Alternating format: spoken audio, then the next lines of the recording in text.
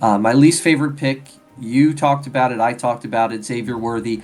It's just a little bit too soon for that one. Yes. I kind of think, those rookie wide receivers that are supremely talented, like Thomas, who we got 2 rounds later, that's kind of more the 9-10 range that I'd like to see those guys go. Um, I think I right don't know now what you'd his rather ADP take was. Brian Thomas over Worthy right now, which is kind Agreed. of weird. Yeah, Yeah. agreed. Yeah. So, yeah, I mean, just in turn, I'll start with my least favorite pick. That would be Worthy as well. Rather have Yeah. Calvin Ridley, just the solidness, to win 2 picks later. Yes. Um, Yep. Looking at, I'd rather have Deontay Johnson, to be honest with you. He's the only guy there in Carolina. He's apparently a very focal point in that offense. Um, just get more, you can take your stabs, but he just reached on that stab a little too much for my liking. Saquon Barkley, Okay.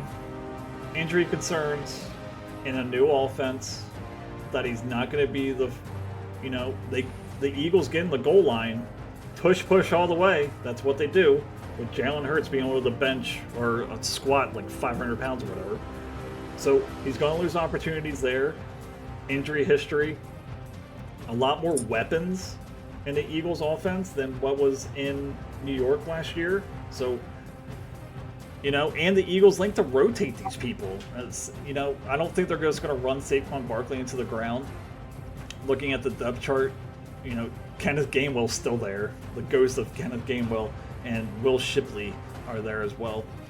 I just don't know if his usage is going to be the same as it has been in New York with Philadelphia now, and I could see a touchdown regression or even a lack of getting the opportunities to score a touchdown because once they go on the one, Jalen Hurts is going to try to rush it. My least favorite by far is Jaden Reed in the sixth. We know Jake's a Packers fan, so he's got Devontae Adams, the former longtime Packer. He's got Jaden Reed. Jaden Reed or Rasheed Rice. Rice. Jaden Reed or Tank Dell. Dell.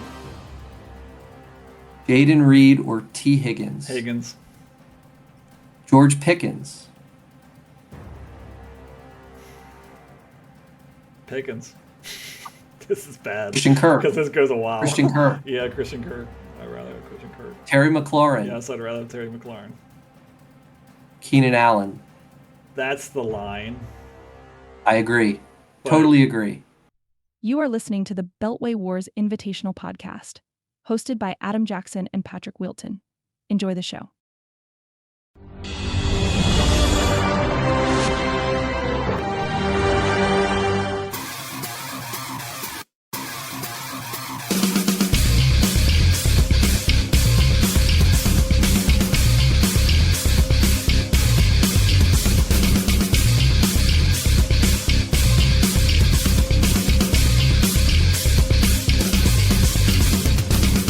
Welcome to the Beltway Wars Invitational Podcast with your host, Adam Jackson and Patrick Wilton, going over the Week 1 recap. The first week, always kind of nerve-wracking. Never know what's going to happen. Did your draft go, and did that translate into a victory in Week 1? As you saw by the intro, me and Pat made some bad calls, at least after 1 week. With Saquon Barkley, Jalen Reed, and Xavier Worthy. Didn't really work out for us in Week 1. We'll see if those 3 player seasons continue and if our predictions come to light. So, Pat, anything? I will say this, though. Okay, all right. Yeah. Get right into it. I'm gonna defend myself here. Okay. I don't think you can call those bad calls yet. I really don't. I mean, we've seen 1 week, right? True. Like those calls, those are observations about the draft, about players, how they're going to perform over an entire season.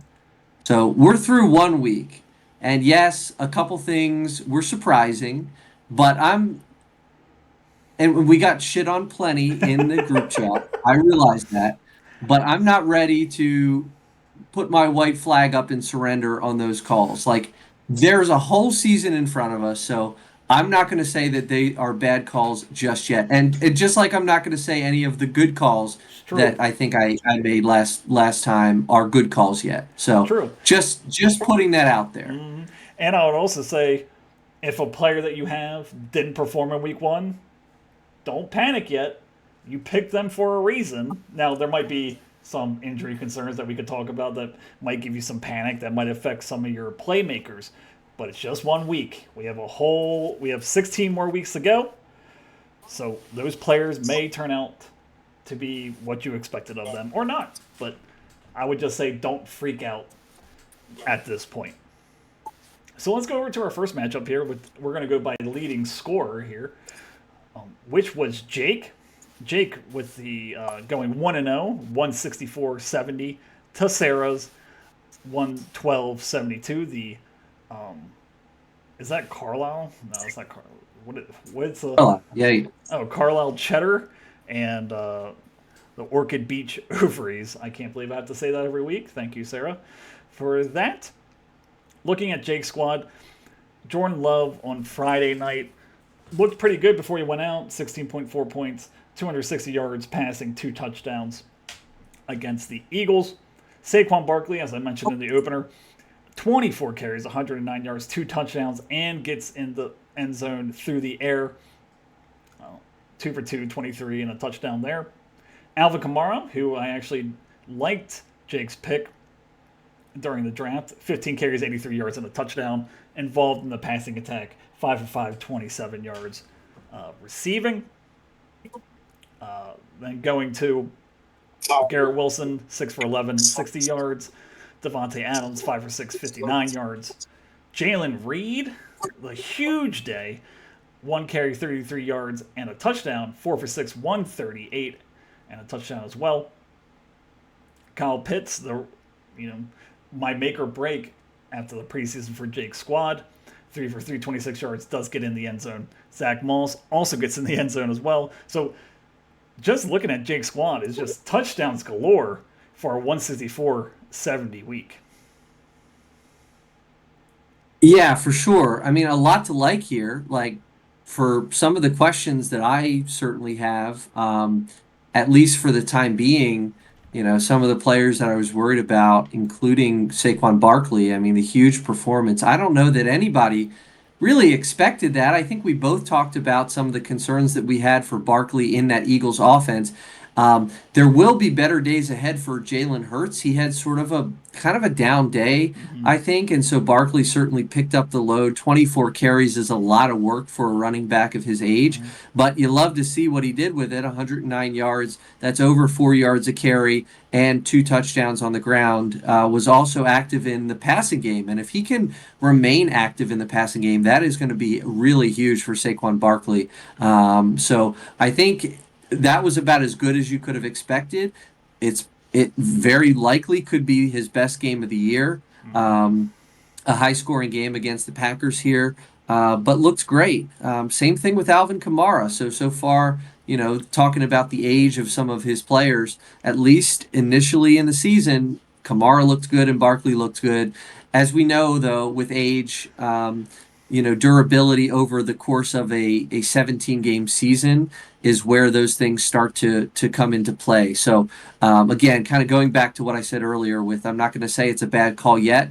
Those guys, have to get through an entire brutal season of NFL football. And as we saw with some of the injuries in week one, which we'll get to as we get through the show, it's a high impact sport, and age is certainly a factor in some situations.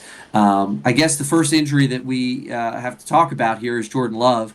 I think you and I saw that Jake picked up Kirk Cousins before the game. After the Packers played early in the week, he picked up Kirk Cousins. So I'm curious what you think. In terms of what Cousins did in week one. Lots of speculation that he might still be hurt. Yeah. His coach, Raheem Morris, came out and said he is actually healthy, which was a surprise to a lot of people. So curious to what you think, how big of a deal it's going to be that Jake is going to be missing Jordan Love for at least a few weeks. He was not put on IR, so that tells me that the Packers think he might be able to return in sooner than 4 weeks from now. So what do you think of picking Kirk Cousins up and, the next few weeks of having to start a backup instead of Jordan Love? Yeah, I mean, it's obviously not what you want to see. Picked him in the 8th round as first quarterback. High upside Jordan Love from last year. Looked pretty good last year. Goes out. Kirk Cousins, I don't care what Raheem Morris says. He does not. He doesn't look like he was pushing the ball.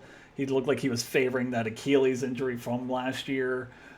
A lot of the throws are just off, and he wasn't. He's not a very mobile quarterback to begin with, so that offensive line really needs to hold up. Uh, Cousins does play Philadelphia, which they always have a good front seven. So interesting to see there. Doesn't get into a shootout. I think Kirk Cousins can be serviceable, and by serviceable I mean 15, 16 points. Maybe he'll get you a 20-point game, but definitely a huge loss with Jordan Love going out. We talked about all those pass catchers there in Green Bay. A wealth of talent, and Kirk Cousins is 37 years old. I mean, he's one hit away from being out a couple weeks. So, I mean, serviceable, but if you're Jake, you're just hoping that Jordan Love gets back as soon as possible. But I wanted to go to our favorite conversation of the draft, I would say, was Jalen Reed. And it kind of ties into what I'm going to ask you. Ends up, I believe he was the number 1 wide receiver in week 1. So involved in the passing attack, involved in the rushing game a little bit, scores on the ground. How much of a deal Jordan Love going out affects the pass catchers? I mean, Jalen Reed, Christian Watson, Romeo Dobbs, Wicks. How much does that affect them with Malik Willis now starting? Are they going to favor more running the ball now in terms of just trying to air it out? I think they'd be wise to. I think it's a big upgrade for the running game for the Packers here. I mean, the backup Malik Willis is a guy who they brought in like a couple weeks ago, Yep. right? He doesn't even really know the offense that well. In fact, there's speculation that it's the third string guy that actually has more history with the Packers. Has been there for longer than Malik Willis. They don't even have They a actually third one made. on the depth chart, at least on Sleeper. So Well, he must be. There's a he name. could I be on the forget the practice guy's. I've squad. never heard of him before.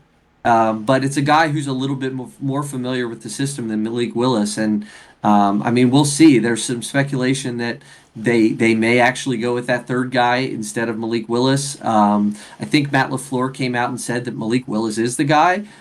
So I certainly expect a significant downgrade in the amount of passing that Malik Willis will be doing. And of course, that comes with the downgrade of all of those receivers.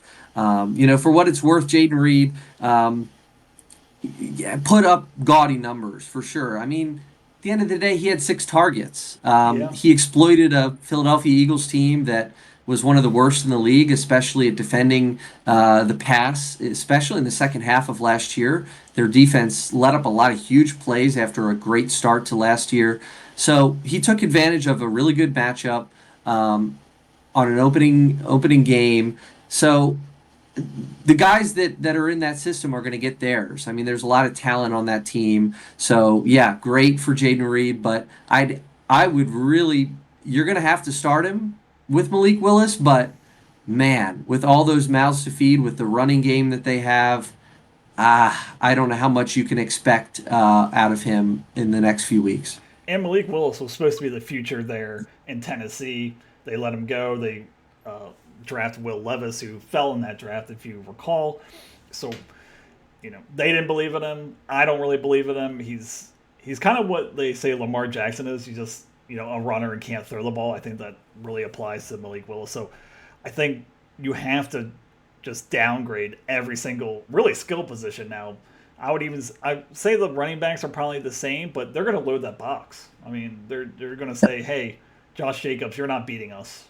Malik Willis is going to have to beat us." So a little bit concerning there. And one of the odd things about picking a lot of players from the same team, if the quarterback goes out, they all can falter a little bit. Jake loses the quarterback, but the skill position players can now become question marks, I would say. Sure. Um, okay. So that's Jake's. Well, just a spot, few but- other. Well, let's leave it on few other a things. happier note here. He is 1-0 and scored the most amount of points in week 1. So He did for sure, and there's some other just kind of just good things to take out of this week for Jake. You know, it was a real struggle as we'll talk about, I'm sure, with other teams for the top 8 or 9 tight ends. Yeah. I mean, like as big a struggle as you could imagine, and Kyle Pitts is actually the one guy that did get into the end zone, and I mean 3 for 326 yards is not anything to write home about, but does get the touchdown from Cousins in that loss to Pittsburgh. I believe that was it was the only touchdown of that entire game for both sides. So good to see at least him getting into the end zone to start the year. In Cincinnati, I think there was some question about Zach Moss, Chase Brown. Moss doesn't get a ton of work here in a kind of a weird game between Cincinnati and New England, but he does go 9 for 44, does get the end zone look and gets 4 targets in that one. So at least for the time being, you feel okay about throwing Moss into your flex spot if you need to.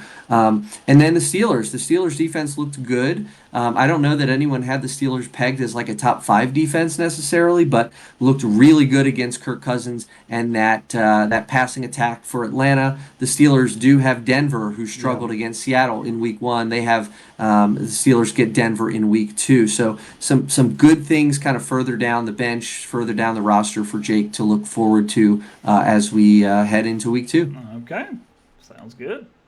So let's go over to the losing side here, Sarah. Starts off with Jalen Hurts, as you mentioned. Didn't have really a great game through 2 picks. Lost the fumble, which, puts him under 20 points, which is really the benchmark of what you're looking for out of your quarterbacks is that 20-point game. Devin Achane, nothing on the ground, really. 10 carries, 24 yards, does get in the end zone, but really, really involved in the passing attack. 7 for 7, 76 yards. Does have that questionable tag for week 2, so we will get into that. David Montgomery, 17 carries, 91 yards, and a touchdown. It looks like Detroit can support 2 running backs. It seems. I don't understand how it works, but Gibbs had a good game, and David Montgomery had a good game as well. CeeDee Lamb, has kind of a down game, I would say, against a tough defense, but he was out on training camp, still getting his legs under him. I'm actually interested to see what his snap percentage is. It was 71%, so that will go higher.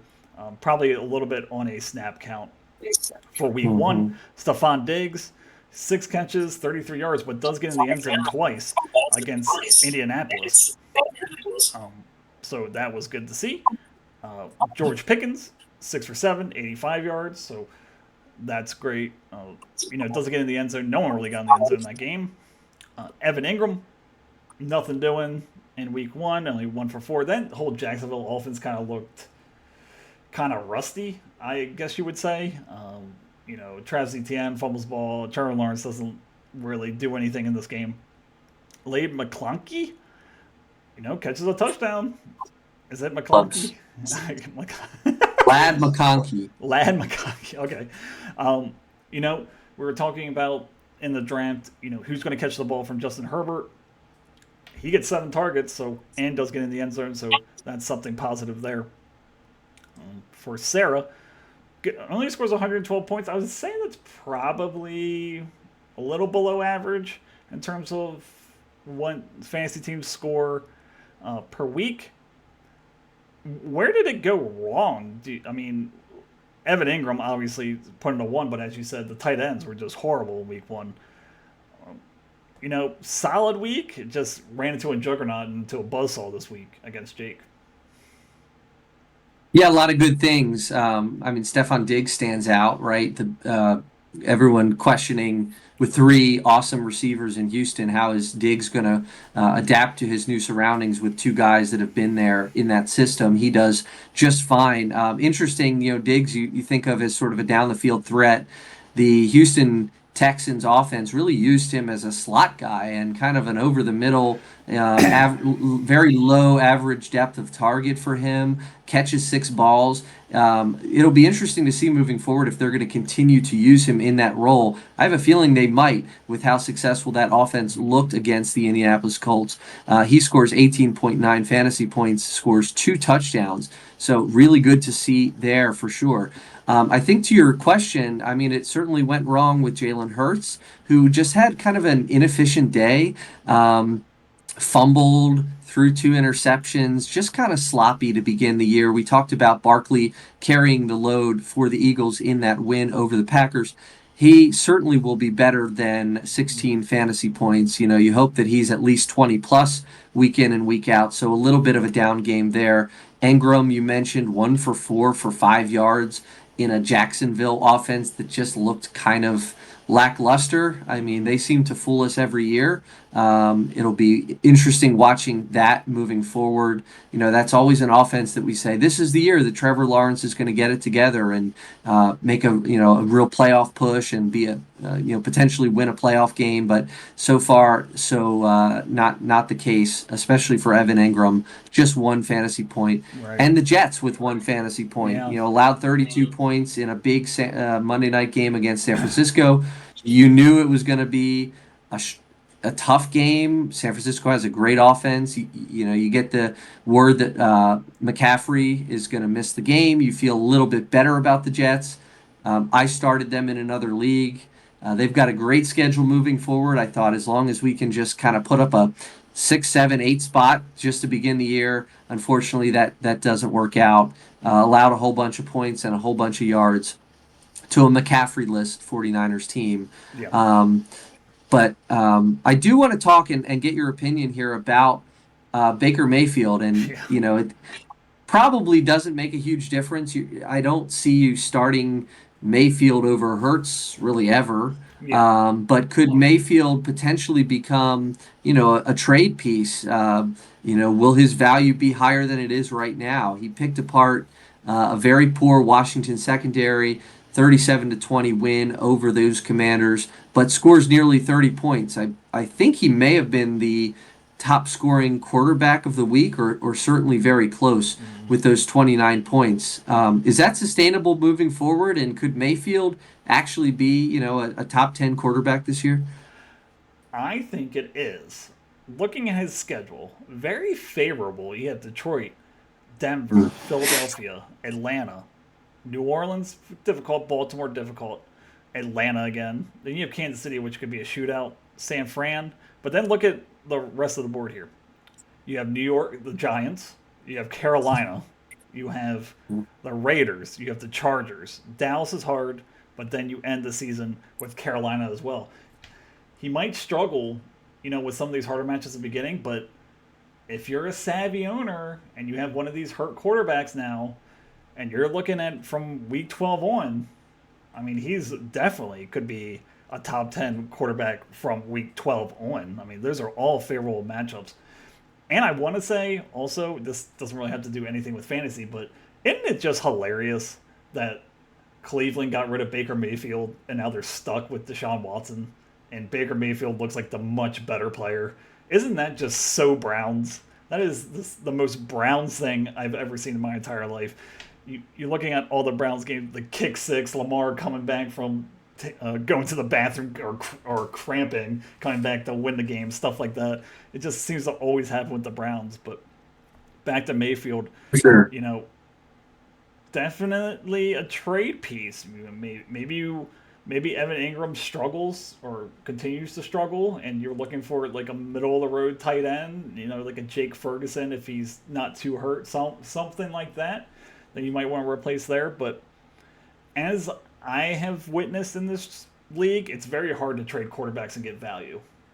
So I would say that it's a lot of these teams are very wary about trading for quarterbacks, is what I will say. Yep. But let's go over to let's close it out here. Devin Achan, he was sidelined on. He didn't practice Monday. Didn't practice Tuesday. Him and Raheem Mostert are out. This is the thing about Devin Achan. He's very talented, but can he stay on the field long enough to be fantasy value? And he's already hurt now, and it's really an injury that Sarah cannot afford. Looking at her bench, she has Ty Chandler, Tajay Spears, Shakir for Buffalo. So, kind of went running back light, and I don't know if you can always expect David Montgomery to have the week that he had this week. So just kind of concerning there. Can Achane get back on the field quickly?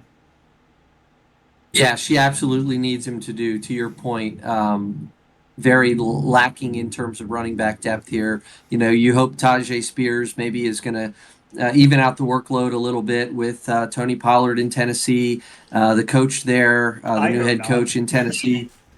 Well, I've got Pollard in another league as well, so I hope not as well. But the coach did say after the game that he does look for to try to be more balanced in the running game. He has said that he wants to get Spears more involved already after the first week, but just 4 carries. Was 4 for 4 through the air for just 11 yards. That Tennessee offense stunk. Will Levis Oh, stunk. Uh, you kind of got to wonder, are they going to eventually make a move at quarterback to try to change it up? I mean, Will Levis looked that bad, he did. frankly, It was him and and just Daniel not a Jones lot in of week yeah, one. I mean, and that's two people that were really bad. yep, So, all for right. sure. But let's go over to our next matchup here. That would be my matchup as I squeak out a win and stomp Dustin's Jake Moody from trying to ruin my Monday 133.66 to 130.82, one of our closest matchups of week one. Going to my squad, Jaden Daniels has a great debut in terms of fantasy wise, maybe not in terms of NFL wise, but scores 2 touchdowns on the ground, 16 carries, 88 yards. Love to see that. That's what I envisioned when I drafted him. I didn't envision him to be this prolific passer, at least at the beginning, but the rushing yards and hopefully the rushing touchdowns will always be there. So 28 points out of him. That's a big, big statement week one for the young quarterback. Jordan Mason, um, you know, I get the notification about an hour before the game that Christian McCaffrey's out. I have to throw him in. Hey, I like this. 28 carries, 147 yards, and a touchdown against a very tough front seven of the New York Jets. So at least as long as McCaffrey's going to be out, they're not sure how long he's going to be out. He looks like a plug and play for me. Raheem Mostert, nothing doing. Also, another offense that kind of looked kind of weird. I know Tyreek had the long touchdown. I think Waddle had a touchdown as well, but just didn't look in sync in terms of the running game. They used to just last year they just ran over people. They used that. They had Achane, they had Mostert. Like they were both fantasy viable when they were both on the field. So it was just a little weird that none of them could get anything going on the ground. Maybe that has to do with Jacksonville's defense being good against the run this year. Maybe not. I don't know. Chris Olave and a blowout and 47-10. You're hoping for a little more than just 2 catches, only 11 yards, but kind of game script. They took the starters out, so hopefully that gets better for me. Mike Evans, my love, my truth, my king. I'll never get rid of you ever again. He scores 2 touchdowns on the day against Washington, 5 for 6, 61 yards. Malik Neighbors, the only real giant to really talk about in terms of fantasy, 5 for 7, 66 yards. Okay debut. I'm completely okay with that. They didn't score a touchdown on the day, so thank you, Danny Dimes. Trey McBride, as we were talking about in the show, all the tight ends did pretty horrible except for Isaiah Likely. 5 for 9, 30 yards. Do like the 9 targets there against Buffalo. Tony Pollard, 16 carries, 82 yards and a touchdown. And a little involvement in the passing game, 3 for 4, 12 yards. And the New Orleans defense really feasted on the Carolina offense. Carolina's offense looked just like they did last year. Brees Hall struggling, can't find open receivers, and New Orleans really devoured him in week one. So 18 points out of them as well. My question for you, since you've asked me questions twice, is how concerned are you with Raheem Mostert? Now, he hasn't practiced today or yesterday as well as with Devin Achane, but 6 carries, 9 yards. Has Father Time finally caught up to Raheem Mostert? Well, you would know certainly more than I do. I feel like you've owned Raheem Mostert every season of your fantasy career, at least a couple times. Yeah, no, it's concerning. I mean, gosh, an injury in week one, held out of practice, 6 carries for 9 yards. Just I think you're right that Miami Dolphins offense was just kind of confusing. I mean, Tyreek Hill got his, Jalen Waddle got his. Those guys were to be expected, but Mostert's role was one that certainly was expecting a little bit closer to an even split with Achan to begin the year. They want to keep both of these guys healthy, but 6 carries for 9 yards. You almost wonder, like, did he have some kind of issue coming into the game? Yeah. Did he have a preseason injury that maybe wasn't really reported, that they were just trying to hold him out, not give him a ton of snaps. He's under 50% of the snaps, I think, at 44%. Yeah. So yeah, definitely concerned about that. And I actually had some concern about some other players on here. I mean, luckily, most of your starters, Evans, Neighbors, McBride, lots of volume for those guys. Despite Neighbors, the struggles of Daniel Jones, was able to at least establish a floor there in New York, despite a 28-6 lopsided loss to the Vikings. He was at least able to do enough to justify his starting slot. But Right. some of the other receivers on your team right now, DeAndre Hopkins and Deontay Johnson, woof. I mean, Yeah. those are going to be two very bad offenses, and Hopkins is already. Was he banged up in that No, one? Did well, I hear? he was banged up all season, but now apparently it just came out last week that he's playing with a torn MCL that he's just going to play throughout the season, Yeah, which I had no yeah, idea. woof. I wouldn't have drafted him if I knew that. But yeah, just hurt, old and hurt is Yeah, my situation right now. Um, for but sure. I will say Yeah, this for Hopkins and Johnson. I mean, they can't be any worse than this. Like they just can't. Carolina's offense cannot be worse than what they were on Sunday. They're not going to get that far behind. They're going to be. They're, I'm not going to say they're going to be competitive, but I think they're going to be more competitive than what they showed on Sunday. So still, I'm not too. I would say I'm like this on the panic button. I'm hovering over it. I'm just kind of just kind of see how that goes there in well, Carolina. well, what about Olave? So the, Okay. the interesting thing. So I watched these games. I was with Dustin all weekend, and this was a fun one to watch. By the way, the New Orleans defense after that game, and your matchup was very back and forth throughout the day with Dustin, and he would get a little closer and then have a shot and then get his hopes crushed, and then he would climb back in it, and he kept saying, "Damn it! If it weren't for that Saints defense here, I would have a shot," and that proved to be certainly the case. Those Saints defense owned the Carolina Panthers. But instead of talking about the Saints defense, I want to talk about their offense here. Yeah. 47 points against the Panthers probably will be their high watermark on Yeah. the year with Derek Carr at quarterback. That's a lot of points to score. What's the explanation? I'm sure you've read or listened to something at this point that tried to explain this Chris Olave 2 for 2 for 11 yards. How does that happen? I think that they just didn't need him. Like honestly, I think that Derek Carr hits a long ball to uh, uh, what's his name, the speedster there. I can look it up. Raheed Shaheed. Yes, Raheed Shaheed. yeah. So he hits one there. Al Kamara has a good game. I just don't think that there was ever any urgency to get him the ball. So they're going to be a lot more competitive in these games. Just looking at their matchups next 3 weeks: Dallas, Philadelphia, and even Atlanta, and then Kansas City. So they're going to be in this pass happy mode, I'm going to think, just to keep up with these offenses. I just think it was just a weird game script, to be honest. I think that they were never in doubt. The defense had 3 turnovers. They put them in short fields. Alvin Kamara, as I said, things like that. I think Derek Carr's a little bit spreading the ball around. I just think that he's too talented of a player to have these type of weeks week in and week out. So I'm not as concerned with Chris Olave. I think, and I'll say this, and maybe this will get clipped for next week. I think that this is his worst week of the season. So better to get out of the way with a win than him have a good game and lose. So not too concerned about that, but you'd love to see more than 2 targets with them scoring 47 points. But let's go over to Dustin's squad. As you mentioned, you watched the Sunday games with Dustin.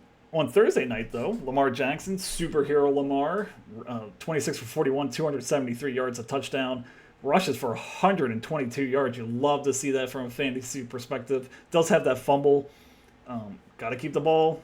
That was a big thing in that game where he lost that fumble. Kansas City was able to score. Kenneth Walker had a great game, but now again, as we're talking about with Achane, he's injured, and this is a thing with Kenneth Walker. The talent is there. He could be a top 5 running back in this league in terms of fantasy, but he's just always on that injury report. He doesn't even finish this game. Goes 20 carries, 103 yards, and a touchdown, but doesn't even finish this game out against the Broncos. DeAndre Swift, had concerns about him during the draft. 10 carries, 30 yards. Nothing really doing. The Bears didn't score an offensive touchdown that game. I think it was all defense. So better days ahead, but I just don't know how high that ceiling is for DeAndre Swift and what sort of looks like maybe the offense gets better as the season goes on, but as of right now, it looks like a kind of a middling, struggling offense as they're trying to figure out how the pieces really work together in terms of Keenan Allen, Adunze, and DJ Moore. Don't have to worry about with Justin Jefferson. He looked fine with Sam Darnold. 4 for 6, 59 yards, and a touchdown. I believe that their rapport is going to get better and better as the season goes on, so not concerned about that at all. Drake London, though, 2 for 3, 15 yards in a very competitive game. Kirk Cousins, as we mentioned, did not look healthy. How does that affect Drake London? I'm a little bit concerned there about his usage in this one. Keenan Allen loved the 11 targets, but only gets 29 yards. Brock Bowers, kind of surprising. I watched a lot of that game during the 4 o'clock hour. Involved in the passing attack, 6 for 8, 58 yards. He was probably one of the better tight ends this week, to be honest. So good on Dustin for seeing that potential there and drafting him when he did. I think he did fall a little bit in our draft. Ramondre Stevenson, talk about a guy left for dead. 25 carries, 120 yards, and a touchdown. This is what I'm talking about when in terms of running backs. It doesn't really matter what the offense looks like, per se. It's just how many opportunities are you going to get and who are the people behind him. Antonio Gibson did nothing in this game. It's obviously Ramondre Stevenson's job. He was probably the best offensive player for the Patriots in that game. So you love to see that, and he gets him at value. Dustin did in the draft. And then I can't not mention Dustin's team without sweating out Jake Moody? My God, man, that he does not miss a field goal, and he hits it perfectly straight every single time. 26 points, Dustin's highest scorer of Week 1.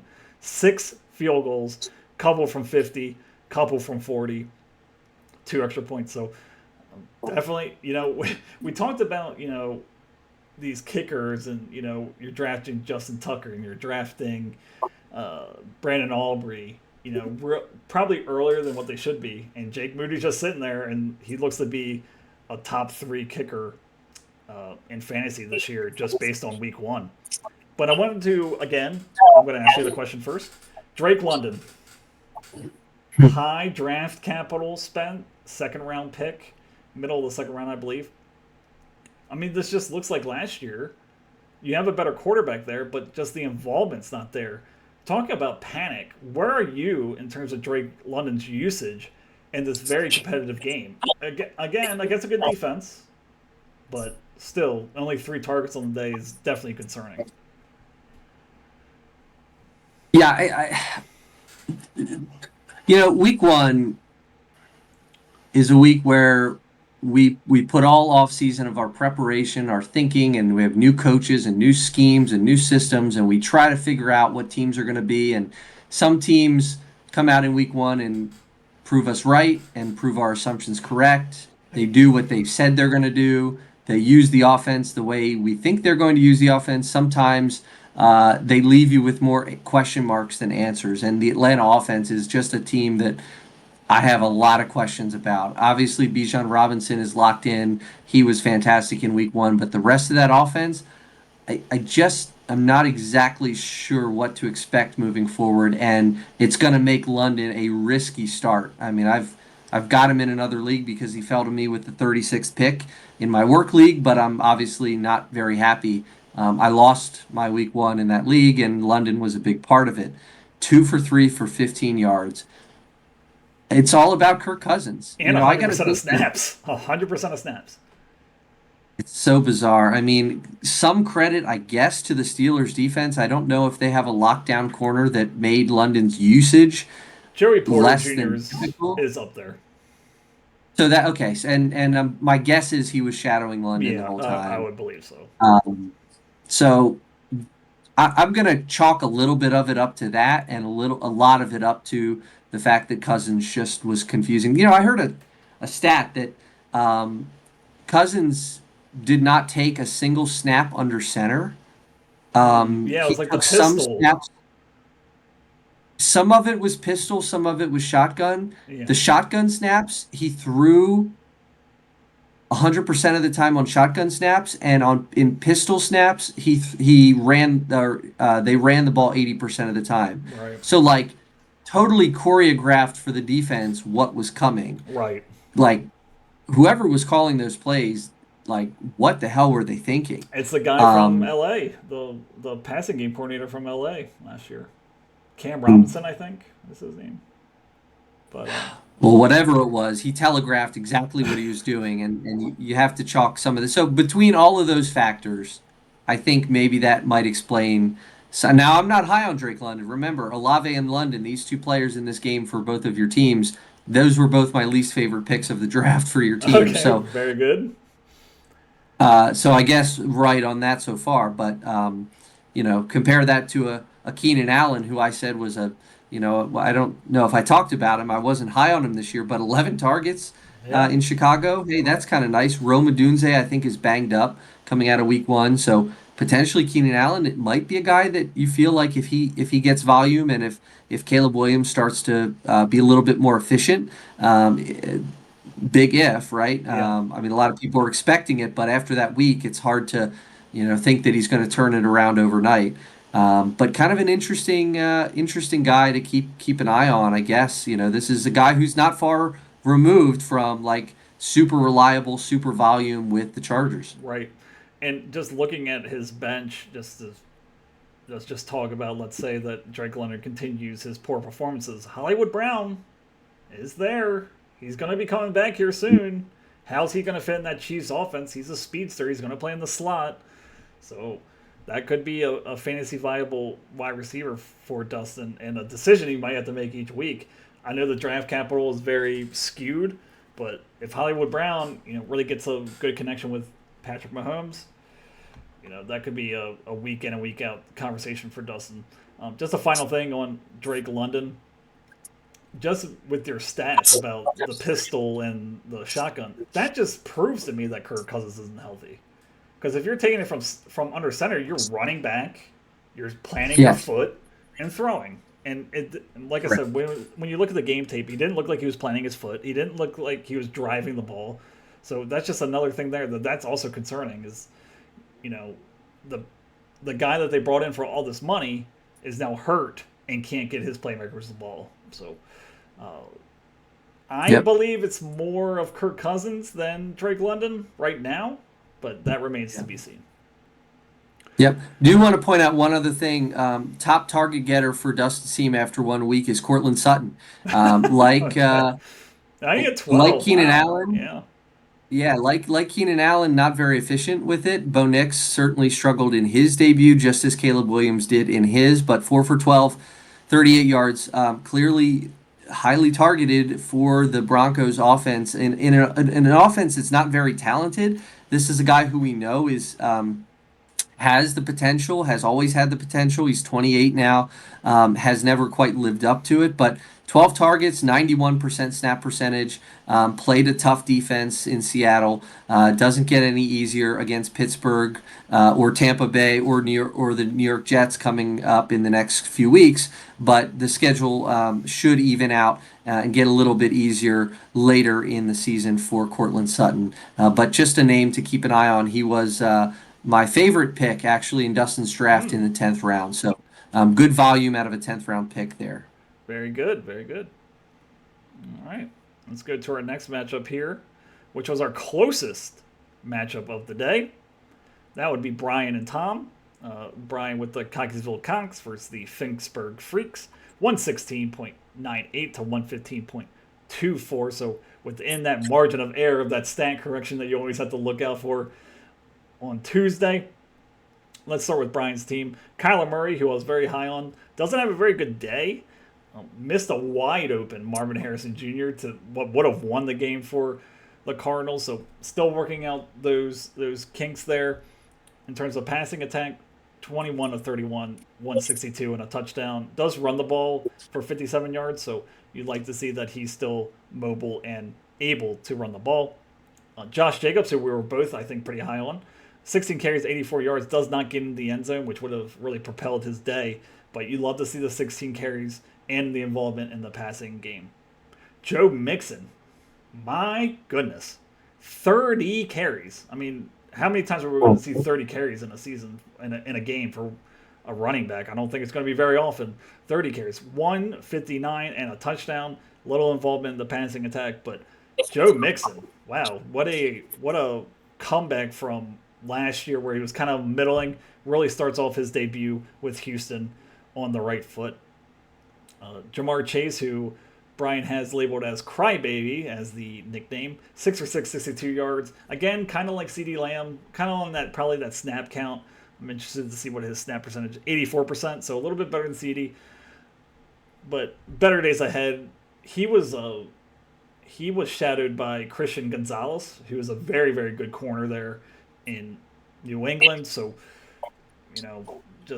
and it always seems like the Bengals get off to a rough start. I don't know what it is. They always start off 1-2 or 0-3. So better days ahead for Jamar Chase, I believe. Deebo Samuel, with Christian McCaffrey out, lines up a lot in the backfield. Gets 8 carries, 23 yards, and a touchdown. 5 for 9, 54 yards. So really that Swiss Army knife there for Kyle Shanahan in San Francisco. Amari Cooper, nothing doing. Like the targets, but only gets 16 yards. Jake Ferguson leaves this game 3 for 5, 15 yards. Doesn't look like a serious injury. He's returning to play, or returning to practice tomorrow, it's being reported. So Brian really dodged a bullet there. Jerome Ford, 12 carries, 44 yards, does salvage his day with a touchdown. 6 for 7, 25 yards through the air. So, yeah, Brian's team, squeaks out a win here. So do you want to ask me a question, or do you want me to ask a question about a player on here? I guess I'm curious your outlook for this team after week one, because what I'm seeing as I'm looking at this is I'm seeing, a lot of guys performing the way I'm seeing some guys perform lower than what we expected them to. I think you'll see better days ahead for Kyler Murray and for Josh Jacobs. I think they were a little bit underwhelming, but I'm seeing a lot of positives from guys that maybe we weren't expecting as much out of. In Joe Mixon, in Jerome Ford on the bench, Brian Robinson, Raheed Shaheed. Rashid Shaheed. That's a tough name to say. That's why I didn't even attempt to do it when I was talking about Chris Olave. So don't even feel bad about it. All right, that fair enough. But I like that Brian was able to get a win in this week, and I like a lot of what I've seen. I mean, I think some of those guys that are kind of outplaying their expectations in week one, if they can be 80% of what they were, and if the guys that you're expecting to go crazy, like Chase, like Jacobs, like Kyler Murray, all expected to have really good years, perform up to the level a little bit closer to where we expect them to be, like, don't you think? I don't know what the question is, but those are just my thoughts there on a lot of potential for Brian right now. No, I kind of have the same outlook, really. It's like, Debo has a good game. You're expecting that. Joe Mixon goes out of this world. You're not really expecting that. Jerome Ford, you're not really expecting that much against a Dallas defense that's very formidable. Right. Amari Cooper's going to get his looks. He's got 9 looks. Deshaun Watson has to be better than that. He's going to be better against, the middling defenses, you would believe. Jamar Chase is only going to get better week in and week out. So I actually really like this team. I'm not concerned about any of the real strugglers here. Kyler Murray, I'm not concerned about. Very high on him. Josh Jacobs, he's going to get all the work, and he's going to get more work now. Like he's going to get more as Jordan Love is out. Jamar Chase, he just needs to get back in football. What was I'm trying to say? Football shape. So I feel like that's going to be better. Like I said, Amari Cooper, he's going to be better. So not a lot of weaknesses on this team. And also he has 4 starting caliber running backs, which is very, very rare in this league. He has Mixon, Jacobs, Ford, and Brian Robinson, who, Yeah. with Jaden Daniels being a young quarterback, they are going to rely on him a little bit. Does get in the end zone in week 1. So I think the outlook's very bright for Brian. And it's very fortunate, with the people that he spent a lot of high draft capital on, not to score very well. It's actually kind of good news because you expect those people to perform week in and week out on most weeks, and he still gets the win. So I have a very bright outlook about Brian's team. Yeah. Well, let me ask you this next week. So Amari Cooper really struggled here. We already talked about how the Browns looked terrible, how Watson looked terrible. 2 for 9 for 16 yards for Cooper. And you do have, Rashid Shaheed on the bench. Just 3 for 5 for 73, but did score the touchdown. I believe it was a really kind of a long touchdown for Shaheed. Are you at all considering next week? Rashid Shaheed has the Cowboys next week, and Amari Cooper has Jacksonville. Are you at all considering sitting Cooper next week? I think that's too far. I Yeah. believe that Amari Cooper is going to be a top 15 wide receiver in week 2.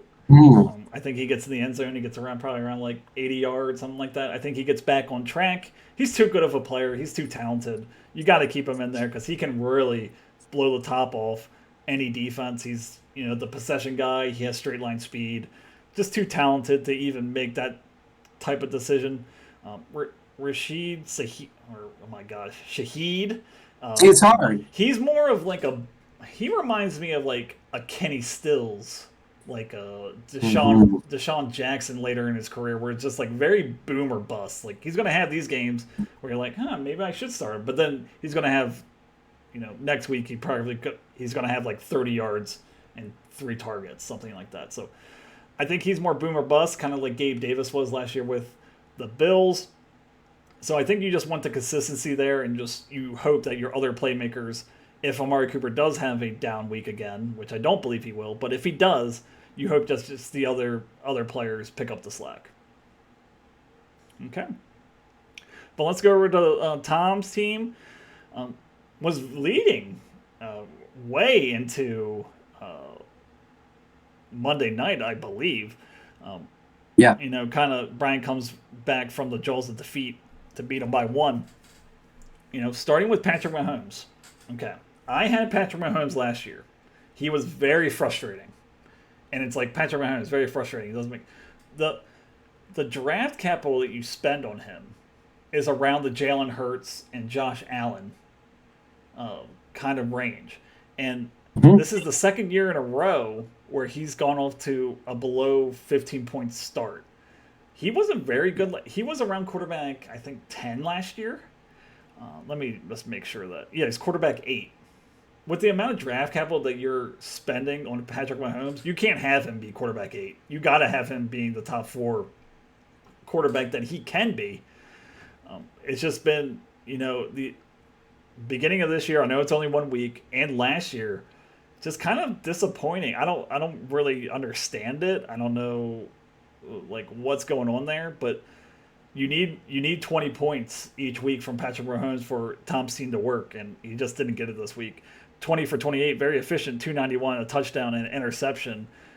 Does run the ball a little bit more than what he did against the Ravens, so he gets 2 carries, 3 yards, but it does have that scramble ability, get you maybe 3 or 4 more points there towards his total. Brees Hall, very good debut, I would say. 16 carries, 54 yards and a touchdown. Does get involved in the passing game, 5 for 6, 39 yards. Does have that fumble loss which actually was the determining factor in this matchup, was that fumble loss. Travis Etienne, 12 carries, 44 yards, and a touchdown. Does have a fumble loss. Could have had 2 touchdowns there. Just, I'm not concerned about ETN. I think there are better days ahead. So, I would believe that this is going to be one of his worst weeks in terms of fantasy. But does get 10 points, so at your second running back position, that's pretty good. DK Metcalf, who I did have concerns about when Tom drafted him, 3 for 4, 29 yards. Kind of a weird game there in Denver. It was kind of like a defensive matchup, and then the scoring opened up in the second half. I had Patrick Surtain on him the entire game, so you're expecting better matchups for DK Metcalf. Brian Thomas, who we both talked about in the draft recap, 4 for 4, 47 yards, gets his first touchdown of his NFL career. Xavier Worthy gets the 1 carry for a touchdown, 2 for 3, 47 yards, and another touchdown as well. And on Thursday, Mark Andrews, 2 for 2, 14 yards. Maybe we'll talk about him, but really outshined by Isaiah Likely. I don't know how concerned we are about that. Gus Edwards, also a person that was outshined by his counterpart, J.K. Dobbins, 11 carries, 26 yards. And then Brandon Aubrey, I was talking about kickers, but he does score 22 points. So good old Tom for getting one of the top kickers in the league, I suppose. But looking at his squad, I have a question for you. Just talking about Mark Andrews here. It didn't look like he was fully healthy, and it looked like the Chiefs were really trying to take him away from the passing attack. Do we fade Mark Andrews after Isaiah Likely's Week 1 performance, or is he still that top 5 tight end? Is he still going to end up as the top 5 tight end at the end of the season? I think he will be. There was I heard some statistics on this that the coverage, what Kansas City decided to do, they double covered Andrews more than any other team in any game since 2021. So the last 3 years, this was the most double coverage that Andrews has faced. They decided they were going to take him away. Good for the Ravens for realizing that and exploiting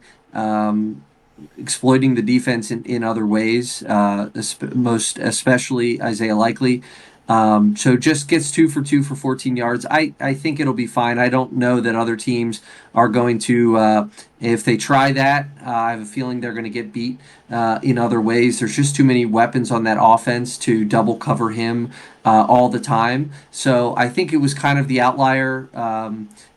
Maybe his lowest scoring week of the season, so I'm not too worried about Andrews. Yeah, I mean, they have Steve Spagnuolo, former Giants coach. He's a defensive genius. He seems to always kind of figure out how to take your best player out of there, and I think that Mark Andrews is him and Zay Flowers, the top 2 targets there in Baltimore. So I'm kind of on your boat a little bit, not just because I have Mark Andrews in another league, but he's too talented for 2 for 2, 14 yards. I think he's going to feast against the Raiders next week. I think they're going to make an effort to actually get him involved.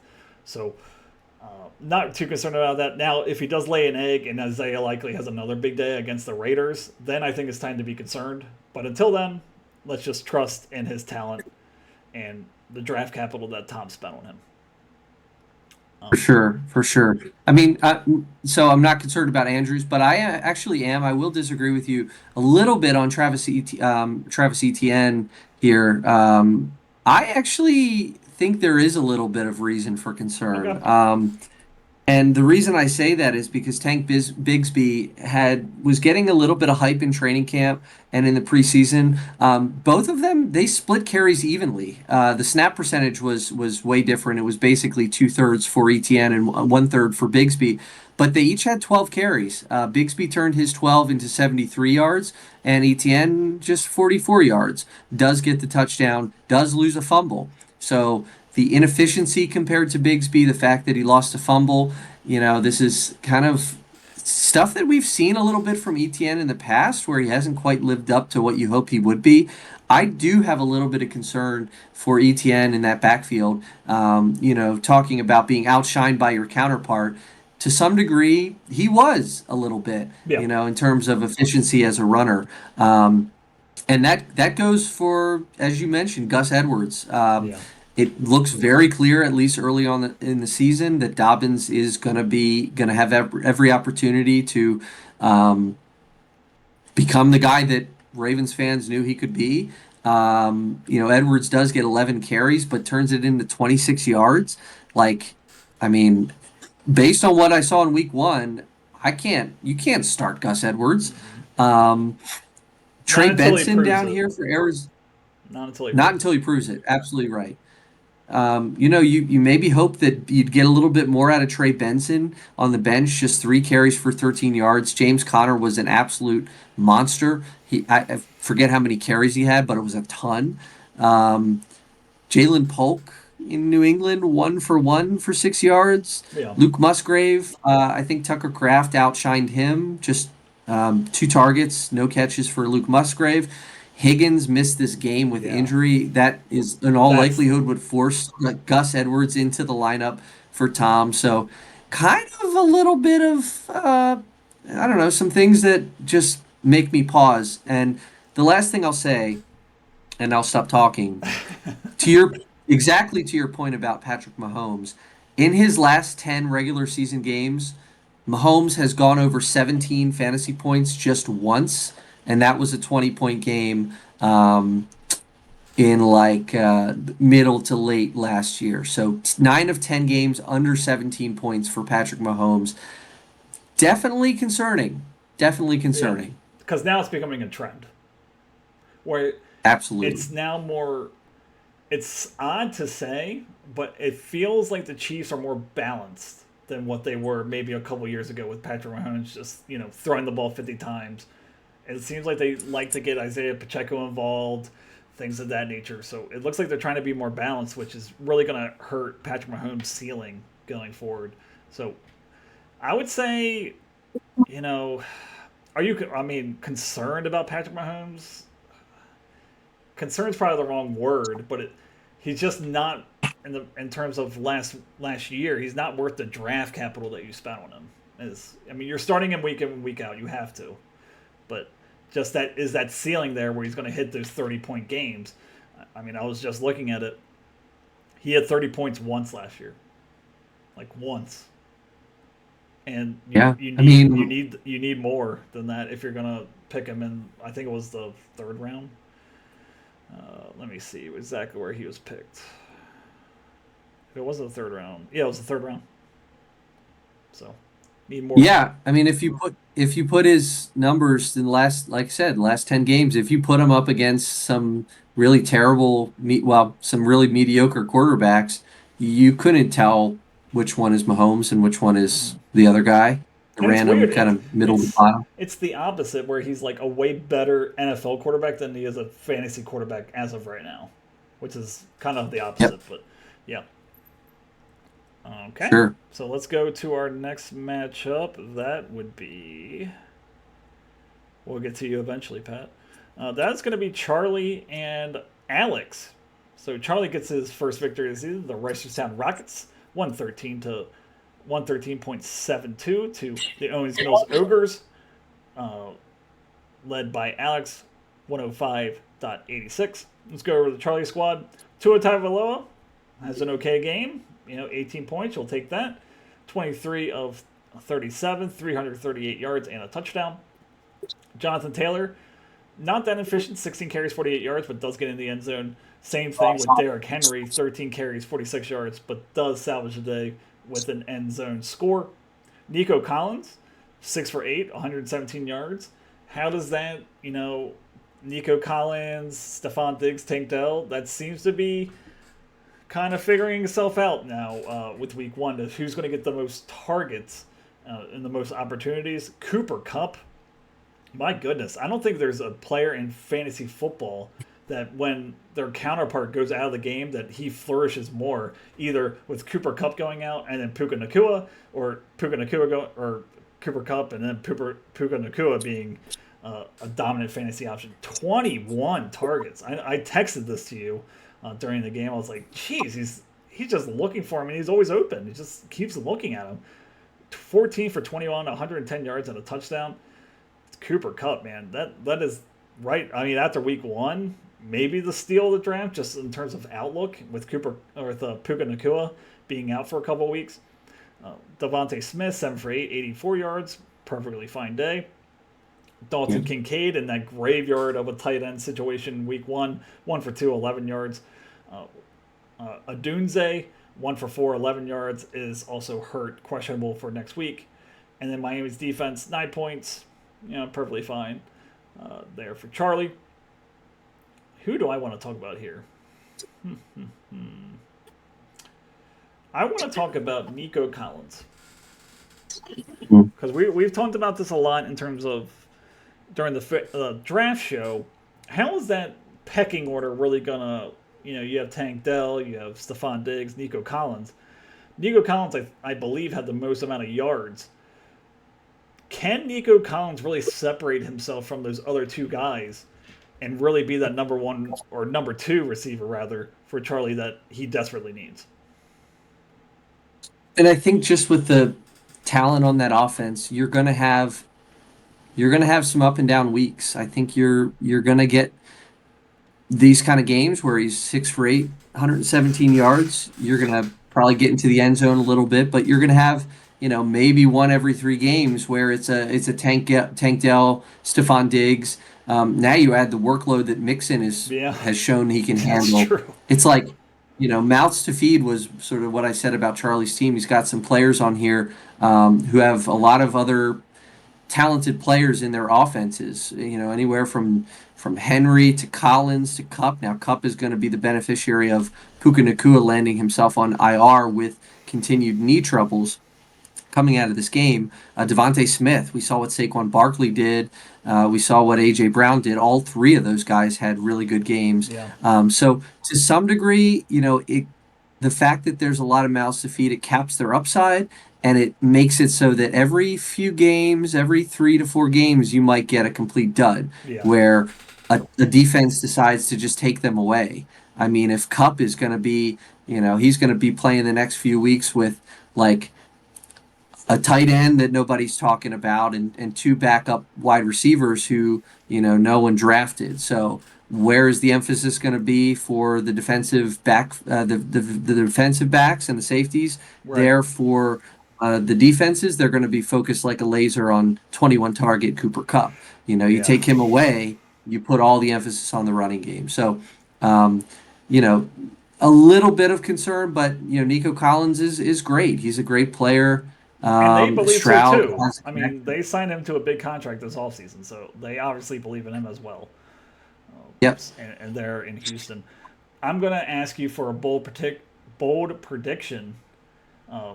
Who's the player on here that you think is going to actually really disappoint next week or really thrive next week? Well, just for the sound cut next week. Without looking at matchups, I mean, I think, boy, I'd like to say Derrick Henry is going to thrive. I would agree, actually. I'm hopeful. So it's against the Raiders. The Raiders played. Who did the Raiders play this week? The Chargers. The Chargers. Okay, so we saw what J.K. Dobbins did to the Raiders. So I'm hoping that our coaching staff was watching that game. Obviously, Dobbins and Henry, 2 very different running backs. But it'll be interesting to see if he gets a bounce back. I think a lot of people were a little underwhelmed with the usage. Yeah. I think Harbaugh came out though this week and said, we didn't sign Henry to be a 30 carry guy or something like that. So, what did we sign him to do? I mean, not 30. He's not Joe Mixon, and as you 20. said earlier, no one's doing that. But you think, he could get a little bit closer to that. And especially in the game with the Chiefs where, it was pretty obvious what we needed to do in the playoffs last year that we did not do, and that was run the ball. So, okay, well, since you weren't bold at all, I'll be the bold one here. I say that Derrick Henry goes over 100 yards with a touchdown against the Raiders next week. I think the Ravens are against the Raiders next week. I think the Ravens are going to let out some frustration against a bottom of the league kind of team. I think they're just going to get out to an early lead, maybe with Lamar Jackson throwing the ball a little bit, get to a 14-point lead, and then they're just going to run Derrick Henry into the ground. I think they're really going to prove a point here that he's going to be a big part of this offense for the season. So I think 100 yards and a touchdown next week for Derrick Henry. Let me ask you a question about just the fickleness of the NFL and the how magnified the week one results are, right? Like I think it's kind of this thing where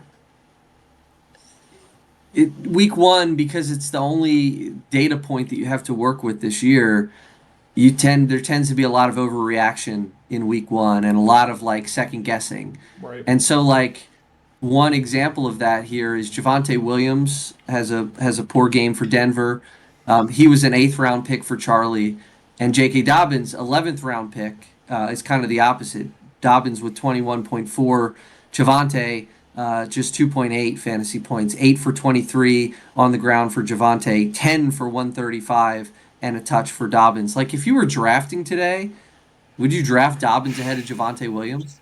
Oh, 100%. 4 rounds, like 100%. right. So it's like, you know, I don't know what the right answer is, but it's just amazing. Like you think you know these things coming in, and then you get 1 week's worth of data, and all of a sudden, like Yeah. that's a 4 round shift for those guys. Yeah. So just kind of an interesting microcosm, and it'll be interesting to see. I think better days ahead for Javonte Williams. I'm not going to write him off just yet. Seattle, I think, has an improved defense this year, but just interesting. They could very well flip next week. Would you be surprised at all if Dobbins has two and Javante has 21 next week? I wouldn't be. I kind of would be just because of the snap count. If you look at Javante, he's only 53% snap count. Jaleel Mm. McClain, what's his name? He's on my team, so I should know him. Uh, McLaughlin. McLaughlin. I think that he's going to work more. I think we're going to be surprised at how much run he kind of gets. He didn't really do anything, but they had him involved in the passing attack out of the backfield, and Bo Nix is going to get better. So I feel like there's a role there that's going to cut into Javonte Williams' value. But on your point of J.K. Dobbins, you're starting him next week against Carolina. You have to start him Yeah, next you week. are. So You are. so yeah, But Dobbins 58% snap percentage he compared only had to 10 carries too. On like only 10 carries and 58%, so 6% of snap percentage higher than Javante Williams. And the other thing to say there is in Denver, Javante was the only of the three running backs there that did not fumble. The yeah, rookie that's true. Estime fumbled, and McLaughlin also fumbled. Yep, That's a Sean Payton coach team. Sean Payton seems to like maybe be one of those coaches, I don't know, that is like a stickler for like the doing Belichick stupid rule. stuff like fumbling the ball. Right. So I don't know. I'm just curious. It's just something Yeah, I think I'm that the noticing Denver here. backfield is the one that we actually didn't get any clarity after week one about. Yeah, we did. Okay, so let's go over to Alex's team here. We both gave him a D grade. So we're at least proven right on this account. He goes 0-1 at least after 1 week, 105.86. CJ Stroud, who I think we both weren't really too high on where he was picked, does throw for 2 touchdowns, does have 18 points, completely fine. You'd like to see, again, that over 20-point mark if you're going to invest a lot in one of these top flight quarterbacks. Jameer Gibbs, 11 carries, 40 yards, touchdown, and is involved in the passing attack, 4 for 6, 34 yards. Ezekiel Elliott, back from the grave. What is it? Fantasy zombie Ezekiel Elliott. 10 carries, 40 yards, does get in the end zone. Ezekiel Elliott's kind of sneaky. He's going to get all those goal line looks, I believe. And Dallas is a good offense. They're going to be able to move the ball. So he might be that Gus Edwards of last year where, he doesn't do anything spectacular, but he just scores touchdowns week in and week out. So something to watch out for.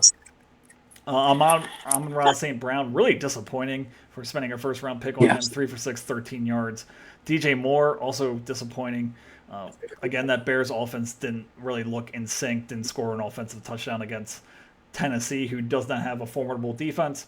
Zay Flowers, like the 10 targets, but only gets 37 yards. Should have better days ahead for Zay Flowers. Too talented of a player. David Njoku, 44 yards. Tank Dell, 7 targets, 40 yards. Under the projection numbers. Dallas's defense looked good, though. 2 interceptions, punt return, 20 points. Actually, his highest scoring player of week one. So, my question to you is, this is a general question. Maybe we can get into some of the players here. Does your grade change at all after week one? Are you are you more confident in your grade, or are you less confident in your grade after 1 week? That is a really good question. Um, Thank you. if I was regrading, I might bump it up like half a letter grade from D plus to maybe C minus, Okay. maybe. And the only reason I say that is because Flowers' involvement in the passing game was significant, and it was clear that the Ravens made him the focal point of the offense. His average depth of target was awful. I think it literally was like a yard. Yeah, it's like they threw it to him So that's why out of the backfield like a ton. very weird. So 6 for 10, 37 yards. I I guess I see that as a positive that they're trying to scheme him ways of getting him the ball to utilize his like talent and his speed and his shiftiness. Um, so that was I wasn't expecting 10 targets. So that's the one thing I would say. On the other hand, David Njoku, it looks like he's going to miss some time. So he's Alex is currently without a tight end. I think Njoku is going to miss time. He's week to week with an ankle, look like a high ankle strain.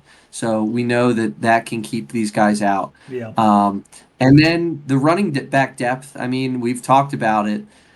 There's nothing behind Elliott on this No. team. Nobody at all. So, you know, Elliott outperformed Dowdle, but Zeke was at let's see, was it 51% snap percentage, and Dowdle was at 44%. So, despite the fantasy point disparity between the two, it was basically 12-4 in Zeke's favor. The carries and the snap percentage was not all that different. It was like a 60-40 split.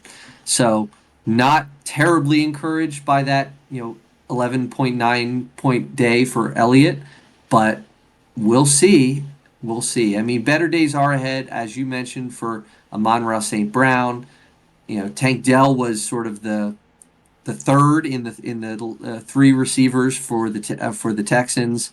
Yeah. Um, but Gibbs was good. But again, I mean, the running back depth and the fact that in crunch time, when the Lions Yeah. needed to put together a scoring drive in overtime, it was the David Montgomery show. Yeah. Gibbs was okay. He caught 4 or 6 balls. That's encouraging. We know he's going to do that. But, the fact that they have another running back in Detroit that they were able to go to in overtime for like a crazy drive where they ran it down their throat, if that had been Gibbs and Gibbs is at 25 points instead of 15, Alex wins this week. So Right. I don't know. I'm yeah, with Gibbs, just to expand on that a little bit. It's interesting. I feel like that if Detroit was the Detroit of, 5 years ago where they're always behind, I feel like Gibbs is the better value there. But they're going to be ahead. They're a good team. They have a sneaky little defense there too. I just feel like, once it gets in the crunch time, if they're up 7 and they have to, it's 5 minutes left, I think they're going to go Dave Montgomery, do that inside Montgomery, yep. runs, and that kind of eliminates the pass catching potential of Gibbs. You're not going to pass the ball if you're up, and I think that more likely than not, Detroit's going to be leading in a lot of these games. So, yeah, it's concerning. I'm going to stay true to my grade for right now, just because of those concerns. And there is nobody behind Gibbs and Elliott. I was kind of Yeah. interested about Gibson a little bit, but he didn't even get involved in the passing game, and that was supposed to be No. his thing. So not good there. And like you said, Alex, David Njoku, he doesn't have another tight end, but Alex does have a tight end in real life, so at least he can look out that for himself. Gosh. I was waiting for 5 minutes to say that, so just don't mind me. But let's go over to our next matchup, and long awaited, the fantasy champion of last year. You get off to a 1-0 start. So, or no, we're going to go. Wait, who are we going to go to first? Yeah, we're going to go to you. So, the Westminster Warbirds, 1-0, 108.46 to the Westminster Wonder Boys led by Scott, 102.48. Joe Burrow, who I was not high on at all. I think that was my least favorite pick of yours in the draft. 21 to 29, 164. Nothing doing on the ground, nothing doing really through the air. Really struggled against that New England defense. It'll be interesting to see if New England is for real, and a lot of people do struggle against him, or is it just this Cincinnati slow start that they always seem to get into the last 3 years? Yep. Interesting to see there. Kyron Williams, 18 carries, 50 yards, a touchdown. I think you can bank really, as a floor 12 points every week with him, especially now with Puka Nacua out. I think you're going to see more involvement in the passing game from him as well. James Cook, who I was very high on, I have him in another league, 19 carries, 71 yards, does not get in the end zone, which kind of really caps his ceiling.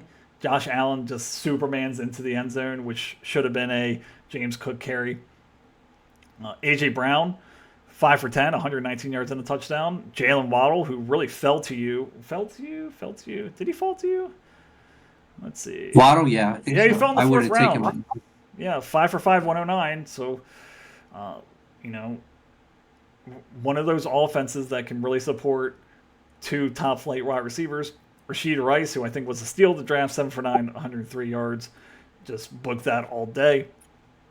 Pat Freiermuth, that whole game was kind of weird. 4 for 4, 27 yards. Calvin Ridley, 3 for 7, 50 yards. Even with the struggling Tennessee offense, at least he gets you 6.5 points there. So, looking at your squad, I guess I'll do the question for you. Are you regretting where you took Joe Burrow after 1 week? No, I don't think so. Let me just remind you, you took him in the 5th round. Right. I could have taken Kyler Murray, I know. You could have taken Kyler Murray. I mean, Kyler Murray scored 6 more points than Burrow, so yeah, okay, yeah. I win I'm not one. worried. T. Higgins was out, right? You mentioned earlier that Cincinnati just struggles at the beginning of the season. I don't know what the explanation for it is, but I think over the last 4 seasons, they're 1-7 over their first 2 games of the season. Like they just lose a lot early in the year. I'm not worried yet. I think he's still an elite quarterback. I think Chase, was a little bit limited in his snaps just by virtue of his situation with the contract and not having a ton of practice with Burrow. T. Higgins obviously misses this game. A new tight end, Mike Gesicki struggles, and all the other tight ends, they've got like 3 of them. They all struggled. And actually the Patriots defense looked kind of competent. So Yeah. I'm just chalking this up to kind of early season weirdness. I expect that there to be an improvement as we go through the year. So I'm not ready to say that I'm going to regret that pick just yet. Just looking through his schedule, though, it's not simple. It's not easy, I would say. Kansas City has a quality defense. He has to play Baltimore twice. He has to play Cleveland twice. He has to play Pittsburgh twice. So that's 6 games against top. I don't know. I guess you would count the Ravens as a top 7 defense. I mean, you have some defenses here that you have to kind of deal with, and then you have some out of division games which aren't as easy as well. You still play Dallas, like I said, Kansas City. You do have sprinkled in there the Giants and Carolina, which should be good, but just not. I would say probably a harder than not schedule in terms of quarterback matchups for Joe Burrow. But let's go over. What else am I going to ask you? What else do I want to ask you? Jalen Waddle. Let's. How happy were you that he dropped to you? I mean, 5 for 5 doesn't really get the demand of targets, but does everything with them with 109 yards receiving. Happy that he dropped for me. Look, I'm not a Waddle guy, really. I took him in 2 leagues because he fell to me at a crazy value. I really have never been a huge Waddle guy. Right. I like guys that I can trust the volume and trust them to be more the number 1 on their team, and which we know Waddle is not. But he's immensely talented. I was more happy that he came back into the game after leaving briefly with concussion symptoms. So he was checked for a concussion in this game. I'm not exactly sure at the end of the day how much of that game he missed. He did play 72% of the snaps, so he must have not been out of the game for long. It was concerning for a moment. Sleeper, when he left the game, Sleeper labeled him as out.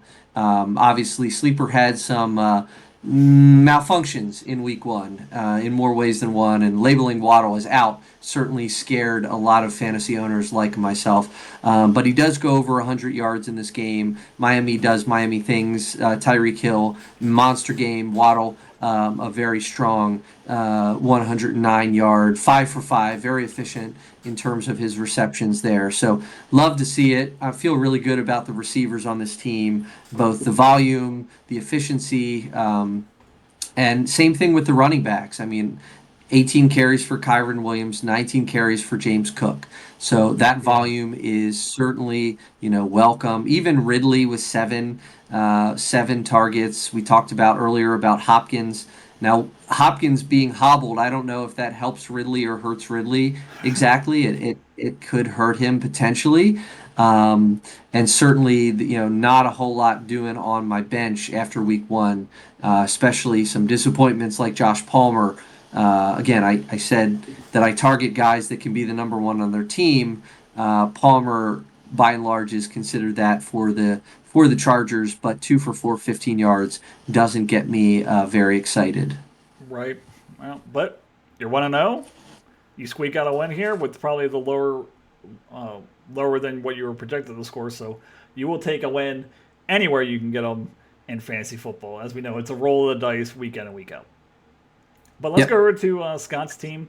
102.48 starts out 0-1. Josh Allen, hey, number one quarterback, over 31 points. 2 throwing touchdowns, 2 rushing touchdowns, does lose a fumble, but you will take 31 points. I think he was the leader for quarterbacks this week. Bijan Robinson does get the volume. Only 68 yards in I would say a negative matchup against Pittsburgh. 5 for 5, 43 yards. So, this might be his floor.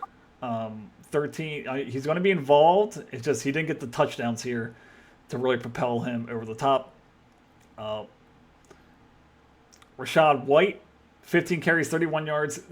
This is what he does every year. He doesn't rush at all, and then he catches the ball. 6 for 6, 75 yards through the air. Be very interesting to see because Bucky Irving did not look bad.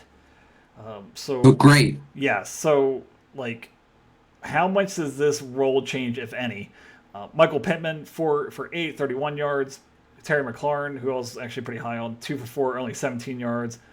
I think that gets better as Jalen Daniels gets more comfortable as being an NFL quarterback. Jerry Jeudy, hey, starts him as a 3 for 8, 8 targets, 25 yards and a touchdown. Sam Laporta, again, the tight ends were awful, 4 for 5, only 45 yards. Zamir White, who I know we both were pretty low on, only 13 carries, 44 yards, loses a fumble in this one. And then his kicker gets 11 points, Dicker the kicker, and Houston gets 5 points on the day. So, what do I want to talk about here? I want to talk about Zamir White for a second. We both were kind of low on him. Only 38% of snap counts. And I will tell you, I watched this game a tiny bit. Alexander Madison looked like the better running back there in Las Vegas. So, where you drafted him, Scott drafted him in the 6th round. I mean, this is not the way you want to get started off with a guy that should have had the reins coming out of training camp for that running back position there in Las Vegas. Only 38% of snap count. Is this going to be how it is for the rest of the season, or is there more upside to this?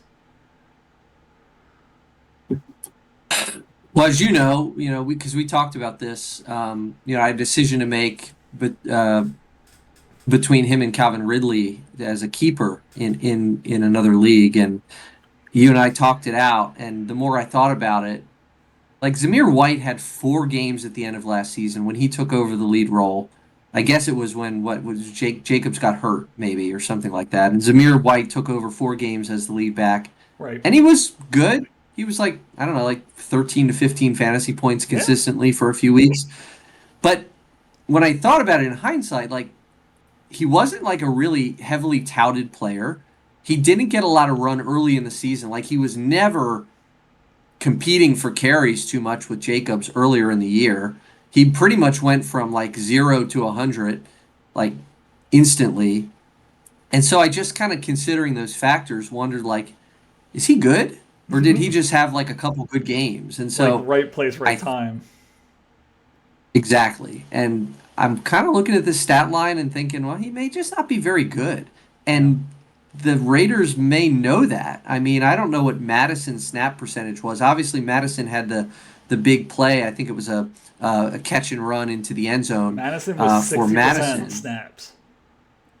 Okay, so like both are not very. I think both are just not very good, but Right. it might be a hot hand approach, and I don't think you can rely on him as a fantasy starter. Right. And I would also say this Zamir White, I know a little bit last year he kind of had some work in the passing attack. I don't think he's going to have any value in terms of catching the ball this year. I think Madison is the more polished to catch the ball out of the backfield with his time with the Vikings. Uh, I think you're getting Rashad White without any of the catching upside. I think that's kind of where Zamir White is. The White brothers, I guess. They're not related, but yeah, I just think that it's just falling into the end zone. Is that going to be his fantasy value? And if it is, picking him in the sixth round was not good for Scott. So that's the biggest concern for me on the squad. All right, I'm going to give you a I chance. mean, I'm going to give you a chance again, but go ahead with your thought. well, how many running backs that were healthy the entire season prior, healthy all year? He played in every game, I believe, maybe except for one or two. Yeah, but he might have been a It's healthy hard to tell. I scratch mean, at the beginning. it's possible, but he had no more than 4 carries in any game up till week 15 when he took over the starting job and had 17 carries. No more than 4 carries. Scored 1 touchdown last year. Yeah, Like how many guys had a healthy season, scored 1 touchdown, and gets drafted in the 6th round the next year? yeah. Like, And you're um, not highly touted. It's not like he's like this flyer out of college where it's like he just dominated and right, he's a rookie like a Jonathan Brooks, I would say, is in that camp where it's like there's high upside there. Yeah, right. just concerning. I'm going to give you a chance here. Pick a player, make a bold prediction on Scott's team. It can be negative or Okay, here's positive. a. I'm gonna pick multiple players, and I'm not a big better. Like I have DraftKings. I like. I need I to get lost more into it. literally every single one of my bets this weekend. It was crazy. All right. Well, So don't I'm come to gonna me for make a, advice. a little a little triple like a triple parlay here. Okay. Okay. And you tell me like what I don't know. I don't understand odds. That's why I don't bet because like odds confuse the hell out of me. Like I just don't understand it. But tell me what you think the odds are here. So I'm gonna say that what are the odds that Josh Allen is the number one quarterback, that Bijan Robinson is the number one running back, and that Scott's team misses the playoffs? Oh man, Like, that is could that happen. right? Like,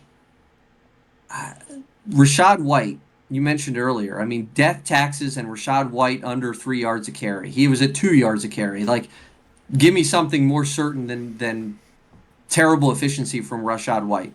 15 carries does get his work through the air, which we know he can do, 6 for 6 for 75. But Bucky Irvin, you mentioned him. I mean, in just 31% of snaps, 9 for 62. That's almost 7 yards a carry. He looks great. Um, is that going to get a little bit closer to a shared backfield? Probably. Yeah, Probably. Pittman, 4 for 8. We haven't talked about Richardson yet, who made one of the most ridiculous yeah, throws that you'll ever see a quarterback make on a football field. unbelievable. But also, like, made some bad throws. Yeah, Um, so is Pittman going to be consistent throughout the year? I mean, we had our doubts about him. I think he was my least favorite pick on this team. McLaurin, that Washington offense looks like it's going to be more of a run-first offense. Between Jaden Daniels and having a competent running back in Brian Robinson. Keon Coleman didn't do a whole lot, 4 for 5, 50 yards. I think this team definitely lacks a wide receiver 1, and it might lack a running back 2 if Rachaad White ends up not the favorite in Tampa Bay. Yeah, I mean, just on your point, Michael Pittman, you got to have more than 5 points out of your number 1 drafted wide receiver. Like, that's ridiculous. You can't be outscored by Jerry Jeudy. I don't care what world you live in. In a shootout game, mind you, they're in Houston, or they're in Indianapolis, they're at home. Only 4 for 8, 31 yards. He needs better production. I think Pittman was my make or break for him. So, yeah, it's really make or break time. Can't have one of these duds anymore. These consistent 10-point plus games from Michael Pittman going forward for this team to really work. Yep. Okay. So you like my call. So you like my call there. I like it. I don't know if I put any money on it because I suck at it, but yeah, it's a good call. That's very. I don't know if that's ever happened in our league. If you have the number 1 quarterback, the number 1 running back, and miss the playoffs. That's something to keep in mind. That's a season longer that we'll have to keep tracking. Okay, so let's go over to our final matchup of the day, which involves our shotgun participant of Week 1, the first one of 2024. That'd be Mike. But Josh, let's talk about the winner first. Josh goes 1-0. The Pasadena Plague, 101.08 to 93.36 for the Columbia Clown College. Starting with Anthony Richardson, as we were talking about just now, 9 for 19, not great efficiency. Doesn't even pass the ball more than 20 times, which is kind of weird. But does have that amazing throw, shows the really physical attributes that Anthony Richardson does have. 212 yards, a touchdown, 6 carries, 56 yards, and a touchdown as well. So a lot of return on investment that Josh is getting, at least very early on, from Anthony Richardson. Isaiah Pacheco, 15 carries, 45 yards, and a touchdown. 14 points. You'll take that every single day. Najee Harris does get the work. 20 carries, 70 yards, but only gets 8 points, doesn't get in the end zone. Puka Nacua, what a dagger to Josh's team right now, just right in the middle of his starting lineup. Puka Nacua out for at least 4 games now on IR. Only goes 4 for 4, 35 yards. Brandon Ayuk coming back from his holdout over the summer, dropped a couple not easy catches, but definitely makeable catches from Brock Purdy. One that would have been a touchdown, 2 for 5, 28 yards. Chris Godwin, kind of a resurgence. He looked good in that game. I watched that game a lot. 8 for 8, 83 yards on a touchdown. They were talking about him playing in the slot more this year. It looks to be paying dividends, at least through 1 week.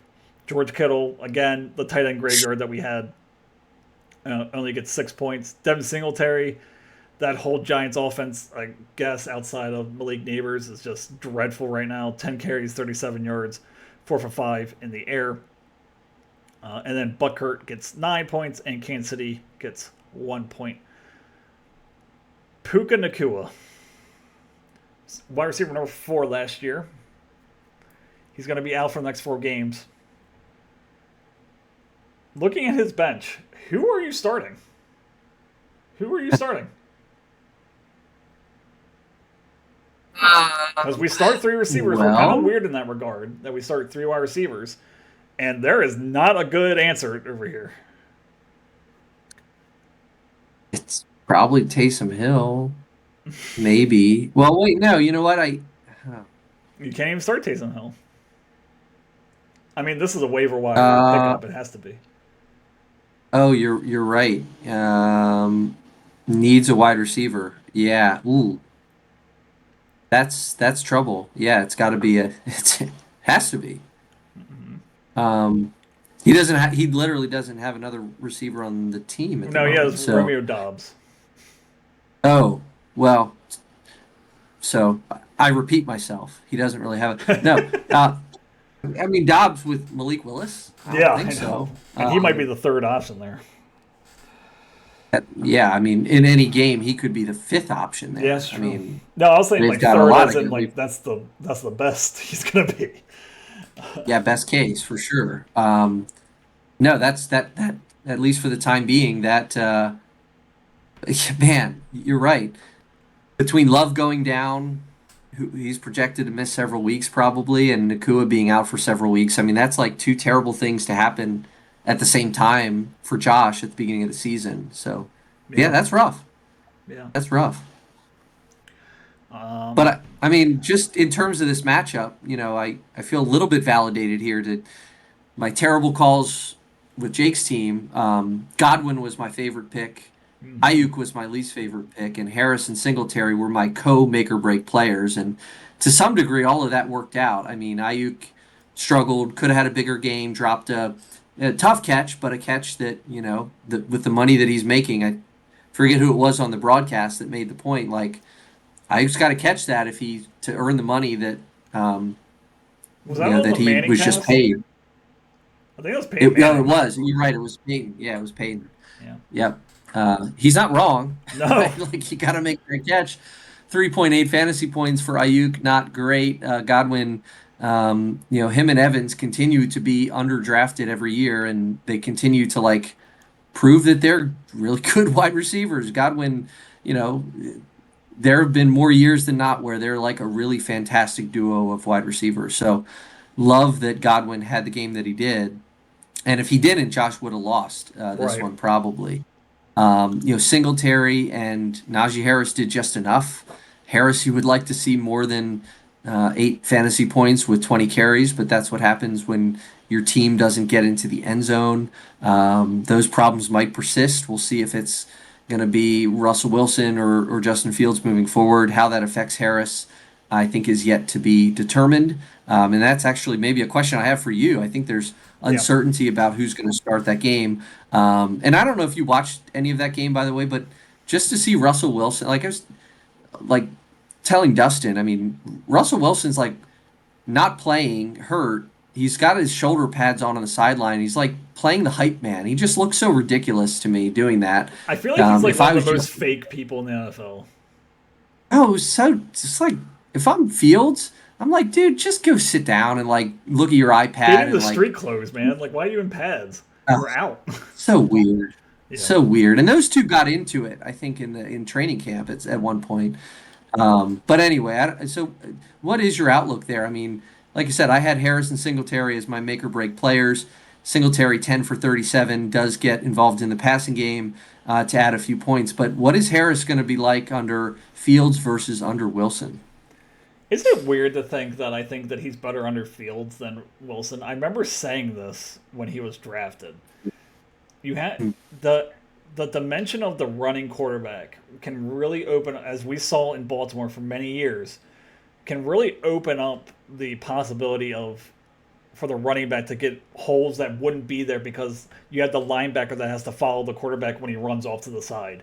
So I think it's actually, I mean, not in this game, it didn't appear that way, and I think that Justin Fields not giving a full week to prepare for an opponent, it didn't seem. I don't think Russell Wilson was out until later in the week.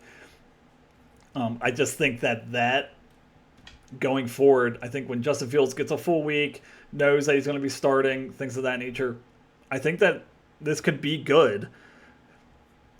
It's just with that running quarterbacks with the running backs, they usually follow pretty well. The running back usually does pretty well with the running quarterback. So I think his upside is higher with Fields than it would be with Wilson. Okay. Fair Well, enough. let's go over to Mike's team. As I said, the least amount of points scored. He's always a shotgun video at some point. 93.6301 on the season. Dak Prescott, tough matchup, I would say. CD Lamb on a snap count didn't really help. 19 for 32, 179 yards and a touchdown. You would hope that, let's look at this. I'm just going to look at the schedule. He has New Orleans, Baltimore, and then the Giants. So two tougher defenses, I would say. So you're hoping for more fantasy production out of your starting quarterback. Aaron Jones with his debut with the Vikings, 14 carries, 94 yards, and a touchdown, 2 for 2, 15 through the air. James Conner, as you mentioned, 16 carries, 50 yards, and a touchdown, 2-point conversion, 3 for 4, 33 yards receiving. Tyreek Hill, who I think was Mike's least favorite pick just because of the character issues that he had character issues before week 1 too. He was in handcuffs. So, yeah, I don't think we've ever seen a situation like that with, the top wide receiver, arguably in the NFL, being in handcuffs about an hour before the game's supposed to start. 7 for 12, 130 yards, and a touchdown in probably the most creative touchdown celebration of week 1. Marvin Harrison, 1 for 3, 4 yards. Completely disappointing. Not the way you want a rookie wide receiver to get out of the gates. Only gets 1 catch. Christian Kirk, also kind of disappointing, kind of surprising to me. 1 for 4, 30 yards. Travis Kelce, 3 for 4, 34 yards. Jordan Addison, who is now out. I don't know how long he's out for. He says hopeful to play week 2. So he might be available for Mike, 3 for 4, 35 yards. And then Hung Q, or what's his name? Young Ho Koo. Only 3 points. Sure. And Tampa Bay, 6 points. I got 2 questions for you. Dak Prescott plays New Orleans next week, I think at home. And Jared Goff plays Tampa Bay at home. Who are you starting? Oh boy, it's a good question. I man, my gut says I'm sticking with Dak, Okay. but I don't feel great about. I don't really feel great about either of those. Well, I know Goff got some hype in the preseason just because he's going to be playing most of his games in a dome, where there is a marked difference in production from when he plays outdoors to when he plays in a dome. So that's why I just brought up the question to you is, I would say New Orleans' defense is better than Tampa Bay's, but I would say Dak is probably more talented than Jared Goff. Yeah. Yeah, I don't know. I really don't feel strongly one way or the other. Okay. Some of that dome stuff, I get that the stats prove it, but I just feel like it's kind of bullshit a little bit. Even though, I don't know. I don't There buy is into it as there much is a as some of the other ceiling to people. Jared Goff. Like he's not going to be, the guy that's throwing 400 yards just because he's playing in a dome. And especially how that team runs. I mean, with Dave Montgomery and Gibbs, Right. those people are not going to be forgotten either. My second question for you And is, that go ahead. well, maybe that's part of it too. Like Detroit, I mean, we saw what they can do when they have a really effective running game, and the Cowboys sort of the opposite. I would say, they're at opposite ends of the spectrum in terms of the strength of their running game. So, do I think that the combination of Gibbs and Montgomery are going to, get more of the workload than the combination of Zeke and Dowdle? Yeah. So I think I'm going to put it in Dak's hands with maybe more opportunities, probably more passing attempts than Goff. I think I'm just going to give the edge on volume to Dak. My second question is Marvin Harrison Jr. Hmm. Only catches 1 ball for 4 yards. Should be more involved going forward. He's just too talented of a player. But how long do you think it's going to take for him till he becomes a fantasy relevant wide receiver? I think he had probably the most disappointing debut for a uh, fantasy rookie wide receiver, just with 1 catch. How long can Mike wait for him to start bringing back value for where he drafted him? Well, it's probably going to be week 3 and 4.